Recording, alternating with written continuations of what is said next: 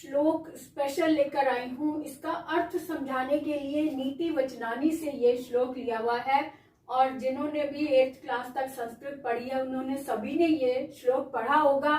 सत्यम ब्रूयात प्रियम ब्रूयात, न ब्रूयात सत्यम अप्रियम, प्रियम च नानृतम ब्रूयात, एषः धर्मः सनातनः।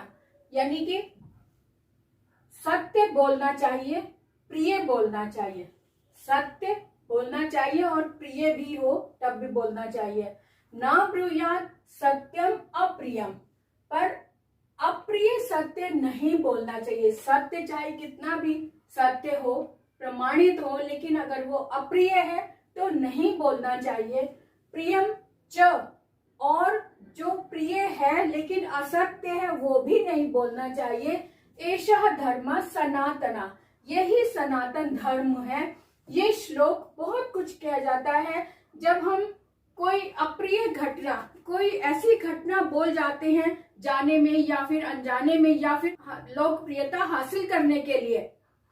आजकल ऐसा ट्रेंड हो गया है कि लोकप्रियता हासिल करने के लिए कुछ भी शब्द बोलते हैं, लेकिन जिस शब्द से, जिस सच्चाई से, जिस सत्य से समाज में अराजकता फैले या समाज के लोगों में या देश के लोगों में धर्म के प्रति उनकी आस्था को चोट पहुंचे, ऐसा शब्द नहीं बोलना चाहिए। ये इस श्लोक के माध्यम से यही अर्थ निकलता है। कोई भी ऐसा सत्य, भले आप प्रमाण दे रहे हैं, लेकिन अगर उन शब्दों से ठेस पहुंचती है, लोग हतप्रभ रह जाते हैं, उनकी आस्था को ठेस पहुंचती, उनकी श्रद्धा को ठेस पहुंचती है, तो ऐसा शब्द नहीं बोलना चाहिए। इस तरफ मैं ध्यान दिलाना चाहती हूँ। और ऐसा ही एक वीडियो मैंने 2-3 दिन पहले देखा जो मैं सुनकर हतप्रभ रह गई कि ऐसा शब्द कैसे बोल सकता है कोई। इतने संभ्रांत, इतने विशिष्ट अध्यापक है, IAS की तैयारी करवाते हैं, उन्होंने ऐसा बोला जो कि मैं डाइजेस्ट नहीं कर पा रही हूँ इतने दिनों से। और आज मैंने हार कर उस पर वीडियो बनाने की सोची कि इसका जवाब देना है मुझे कि इस तरह का शब्द चाहे आप प्रमाण दें, उन्होंने प्रमाण दिखाया कि ये लाइन इसमें लिखी हुई है। मैं भी बचपन से अपने घर में बड़ों से रामायण और रामचरितमानस सुनती आई हूँ, लेकिन ऐसी पंक्ति कभी किसी से नहीं सुनी है और ना ही मैंने खुद पढ़ी है। हाँ, शूद्र ढोल वाली बात मैंने खुद पढ़ा, वो दोहा तो मैंने पढ़ा है, उत्तरकांड में है, रामचरितमानस में। लेकिन उसके लिए भी मेरे बच्चों ने पूछा कि अगर तुलसीदास जी इतने महान थे, उन्होंने इतना बड़ा ग्रंथ लिखा, तो लेकिन ये छोटी सी इतनी तुच्छ सी बात उन्होंने कैसे लिख दी। तो मैंने उनको, मेरे बच्चों को यही समझाया कि बेटा, एक परिस्थितियां होती हैं, हो सकता है उस समय अंग्रेजों का बोलबाला था जब तुलसीदास जी ने रामचरितमानस लिखा, उस समय की बात है ये। तुलसीदास जी ने रामचरितमानस ग्रंथ लिखा, अंग्रेजों का पूरी तरह से जोर था और उन्होंने हो सकता है जबरदस्ती से या डंडे के जोर से देश में धर्म को चोट पहुंचाने के लिए ये लाइन लिखवाई हो मजबूरी में, या फिर उत्तरकांड ही, क्योंकि उत्तरकांड जो है वाल्मीकि रामायण में नहीं दिया हुआ है, तुलसीदास जी ने लिखा है। तो तुलसीदास जी से हो सकता है कि उन्होंने मजबूर किया हो, कैसी परिस्थितियां रही होंगी।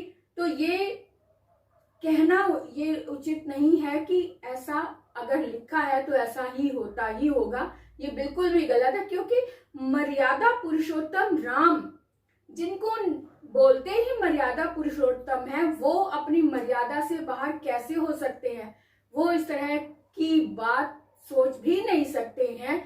इसलिए अगर ऐसी पंक्ति आई भी है तो ये सोचकर अवॉइड करना चाहिए कि लेखक भी एक मनुष्य ही है, उससे भी गलती हो जाती है, या किसी परिस्थितिवश लिखा हो, उस समय की परिस्थिति ऐसी कहती होंगी, या फिर जोर जबरदस्ती से उनसे किसी ने लिखवाया होगा। इसके ऊपर जोर देने की बजाय पूरी रामायण के सार को समझो, ना कि एक पंक्ति पर आप केंद्रित हो जाए। एक पंक्ति को केंद्रित करने के बजाय रामायण का, महाभारत का जो निचोड़ है, जो रामचरितमानस की कहानी जो बोलती है, जो इतनी सीख देती है, उस पर ध्यान दो। कहते ना कि अच्छाइयों को ले लो, बुराइयों को छोड़ते चले जाओ। हमारी सभ्यता और संस्कृति क्या कहती है? यही तो है, जो हम बचपन से अपने बड़ों को देखते आते हैं, जो हम सीखते हैं, वो संस्कार है, वो संस्कृति होती है।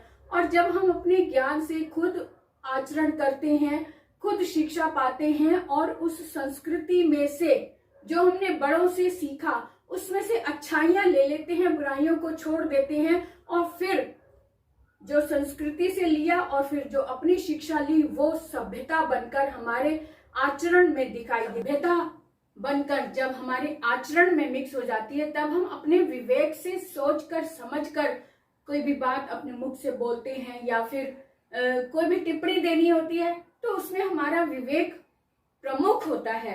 ये नहीं कि किसी की सुनी सुनाई बातों पर, या फिर जो भी अप्रिय घटना है, चाहे वो बेशक कितने भी सत्य हो, वो शब्दों में बयान नहीं करनी चाहिए। आपको सभी जानते हैं कि एक जो बुराई है, बुराई यानी कि अगर कोई कूड़ा करकट जहां रखा होता है उसे ढक कर रखा जाता है, उसे खुले में फैला कर नहीं डालते हैं। जितना फैलाएंगे उतनी बदबू, जहां जहां वो कूड़ा जाएगा वो बदबू ही फैलाएगा। तो ऐसा ये इस तरह का साहित्य भी अगर होता है, हमें दिखता है, तो उसे कवर करके ही रखना चाहिए। उसे खुलेआम ओपन करके रखने से हमारी विद्वता साबित नहीं होती, उसे कवर करके रखना होता है। आपने देखा होगा कि रोड पर ट्रक, कूड़े से भरा हुआ ट्रक जहां जहां जाता है बदबू फैला देता है, हर कोई सड़क पर चलने वाला परेशान हो जाता है। बिल्कुल यही हिसाब है कि अगर किसी संभ्रांत व्यक्ति की कही हुई बात इस तरह से उजागर होती है तो पूरा समाज हतप्रभ रहता है, आहत होता है। तो इसलिए आहत पहुंचाने वाले शब्द नहीं बोलने चाहिए। तो हमारा विवेक भी तो यही कहता है ना कि एक लाइन पर हमें फोकस नहीं करना, पूरी कथा पर। रामचरितमानस पूरी कथा जो है वो राम के स्वभाव पर, राम के चरित्र पर निर्भर करती है। और उन्होंने एक ऐसा समाज के सामने एक ऐसा उदाहरण पेश किया है जिसमें एक भाइयों को ले लो, हर एक भाई ने त्याग किया है अपने बड़े भाई के लिए, और बड़े भाई ने छोटे भाइयों को कितना सहेज कर रखा है। बड़े भाई ने अपने पिता की आज्ञा को पूरी करने के लिए, उनके वचन को पूरा करने के लिए 14 वर्ष का वनवास स्वीकार किया। ये सारी बातें इतनी बड़ी हैं कि साधारण मनुष्य उसे नहीं कर सकता, लेकिन उन्होंने ऐसा करके दिखाया, वो भी साधारण मनुष्य के रूप में। मनुष्य जो जो कर सकता है अपने दृढ़ संकल्प के कारण, दृढ़ संकल्प के द्वारा जो जो कर सकता है वो सब उन्होंने करके दिखाया, अपनी मर्यादा में रहते हुए। तो इस बात पर ध्यान होना चाहिए, ना कि कोई गलती से कुछ लाइन ऐसी लिख गई है उस पर फोकस करने के बजाय। तो इसलिए मैं चाहती हूँ कि जो मैंने सुना उस वीडियो के माध्यम से वो पल वहीं खत्म हो जाए, वो औरों को ना सुनाई दे। मेरी इस आपसे यही प्रार्थना है। जिसने भी ये कहा है, मैं उनका नाम नहीं लूंगी क्योंकि मैं खुद भी उनसे बहुत प्रभावित हूँ, उनके बहुत सारे वीडियोस मैं देखती हूँ, लेकिन वो वीडियो जब मेरे सामने आया तो मैं बहुत विचलित हुई हूँ, और जिसको मैं डाइजेस्ट नहीं कर पा रही हूँ। मैं बहुत परेशान हूँ कि ऐसी बात अगर उनके सामने आई भी है तो उन्होंने अपने मुख से बोलकर, आवाज तो उनकी अपनी थी, शब्द मुख से निकलने वाले शब्द उनके थे, भले ही उन्होंने शब्द कहीं से उठाए हों, लेकिन मुख तो उनका था, उनके द्वारा आवाज जो बाहर निकली वही सबने सुनी।